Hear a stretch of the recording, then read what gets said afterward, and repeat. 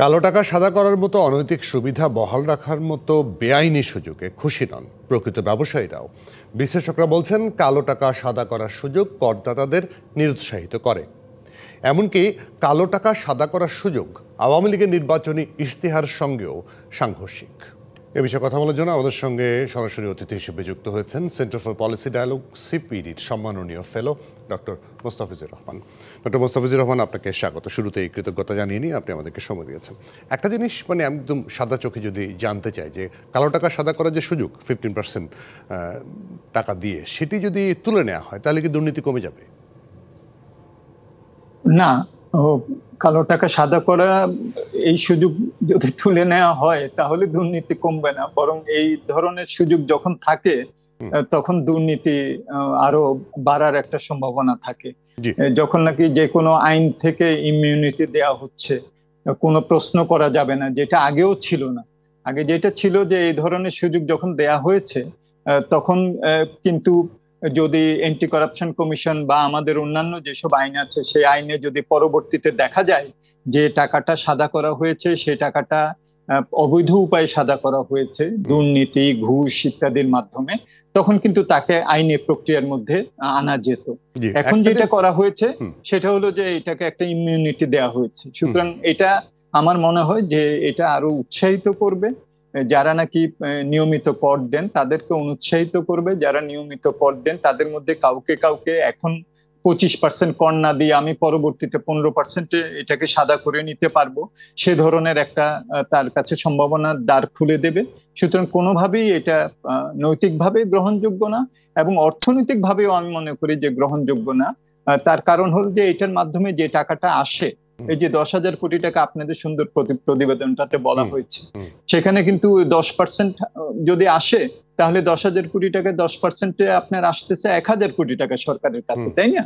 So এটা তো আমাদের এই 7,97,000 কোটি টাকার বাজেটে 1,000 কোটি টাকা তো কিছুই না।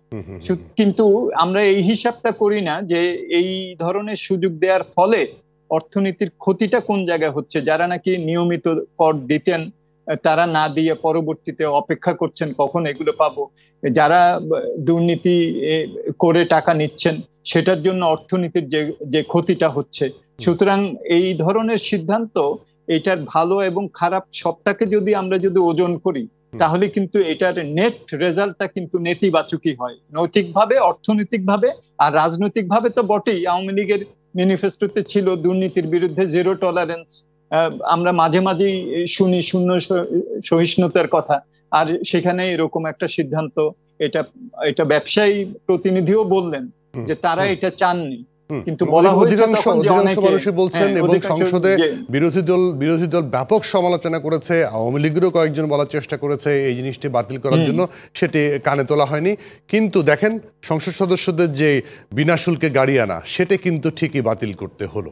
মানে আসলে বিষয়টা মাননীয় অর্থমন্ত্রী তো দেখেন, মাননীয় অর্থমন্ত্রী কিন্তু একটা ওনাদের কাছে অনুরোধ করেছিলেন, হ্যাঁ, দেশে যখন নাকি এরকম একটা অর্থনৈতিক অবস্থা, যখন ডাবল ডিজিট ইনফ্লেশন, মূল্যস্ফীতি এরকম চলছে, সাধারণ মানুষের ক্রয় ক্ষমতার অবনমন হচ্ছে, আমাদের অর্থনীতি একটা চাপের মধ্যে আছে, এটা তো আমরা সবাই জানি। এরকম একটা অবস্থায় তাদেরকে এই অনুরোধটা তিনি করেছিলেন, কিন্তু দেখা গেল যে এটা মানে প্রচন্ড বিরোধিতার মুখে তাকে সেটাকে বাতিল করতে হলো।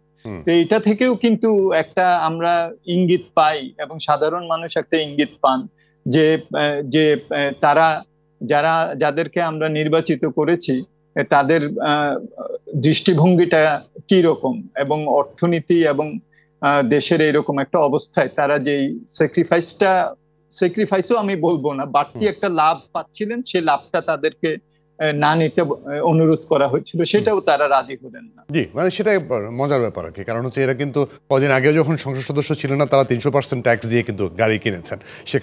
এখানে ফ্রি গাড়ি, একটা গাড়ি আনার জন্য এত লোভ থাকাটা কতটুকু দৃষ্টিনন্দন, সেটিও একটা প্রশ্নের ব্যাপার। আমি একটু কালো টাকাটা কিন্তু আমি শুধু এইটুকু বলতে চাই যে সেখানেও যদি গাড়ির মূল্যটা একটা নির্ধারণ করে দেওয়া হতো যে বেসিক একটা গাড়ি তিনি শুল্কমুক্ত ভাবে আনতে পারবেন, সেটাও কিন্তু করা হয়নি। আমরা আগে দেখেছি যে যেখানে 300-400% শুল্ক, সেখানে অনেক দামি গাড়ি নিয়ে এসে তারপরে সেই সব গাড়িগুলো তখন অনেকে বিক্রি করে দিয়েছেন ইত্যাদি। সো সেটাও কিন্তু করা যেত যে এরকম একটা অবস্থায়, আচ্ছা আমরা এরকম একটা সিলিং দিলাম, এটার উপরে আনা যাবে না শুল্কমুক্ত, সেটাও কিন্তু করলেন না। জি, এর কালো টাকা সাদা নিয়ে একটু ছোট্ট করে মন্তব্য আপনার কাছে জানতে চাই যে মাননীয় প্রধানমন্ত্রী ব্যাখ্যা দিয়েছেন, সেটি আপনার কাছে কতটুকু যুক্তিযুক্ত মনে হয় যে জিনিসপত্র মানে জমির দাম বাড়ছে, অনেকে হয়তো টাকা পেয়ে যাচ্ছেন, সেটিকে দেখাতে পারেন না, এই জন্য সুযোগটা রাখা? না দেখুন, আমি আমি আমি এটা শুনেছি। তো একটা সমস্যা এটা এটা অস্বীকার করা যায় না যে অনেক সময় আমাদের মৌজা ভিত্তিক দাম নির্ধারণ করে দেওয়া হয়, কিন্তু প্রকৃত দাম এটার থেকে বেশি হয়। অনেকে যারা এটা বিক্রি করেন তারা তখন একটা টাকা পান যেটা তারা বৈধ পথে দেখাতে পারেন, এরকম একটা আছে। তাহলে তো আমাদের যেটা নাকি করা উচিত, এখন তো ডিজিটালাইজেশনের যুগ এবং এখন আমরা অনেক কিছুই আমরা বিভিন্ন প্রযুক্তির মাধ্যমে নিয়ে আসছে, সেখানে কিন্তু যে মূল্যটা নির্ধারণ করা হয়েছে সেটাকে কিন্তু বাজার ভিত্তিক ভাবে আমরা করার দিকে চেষ্টা করাটা উচিত ছিল। সেটা করলে কিন্তু এই যে একটা আইনি দুর্বলতার কারণে অনেকের কাছে একটা অপ্রদর্শিত টাকা, কালো বলা যাবে না, অপ্রদর্শিত টাকা থেকে যাচ্ছে জমি বিক্রি করার ফলে, সেইটা তো তাহলে এটা দুটো করা যেত। একটা হলো যে আমরা কিভাবে এই যে মূল্য যেটা নাকি সরকার নির্ধারণ করে দেন সেটাকে কিভাবে বাজারের সাথে সমন্বয় করা যায় এলাকা ভিত্তিক ভাবে, এটা এটা আমরা করতে পারতাম। আর দ্বিতীয় যেটা, সেটা হলো যে এই ধরনের সুনির্দিষ্ট যদি কোনো কিছু থাকে, হ্যাঁ, ওটা করতে তো হয়তো একটু সময় লাগবে, তাহলে ওই টাকাটাকে আমি বৈধ করলে কি করতে হবে আমাকে, সেটা কি আমি 15% দিয়ে করব, না প্রযোজ্য করের সাথে একটা 10% ফাইন দিয়ে করব, এরকম কিন্তু করা যেতে পারত। কিন্তু এখন যেটা হলো, এখন তো কোনো আর বাধা থাকলো মানে সবাইকে লিগ্যালাইজ করে দেওয়া হলো, মানে বিষয়টা হচ্ছে এরকম যে সেই জায়গাটা। আপনাকে অনেক ধন্যবাদ, কৃতজ্ঞতা ডক্টর মুস্তাফিজুর রহমান, সময় দিয়েছেন আপনি আমাদেরকে। শোয়েব, আপনাকে ধন্যবাদ। সিপিডির সম্মাননীয় ফেলো ডক্টর মুস্তাফিজুর রহমান ছিলেন আমাদের সাথে।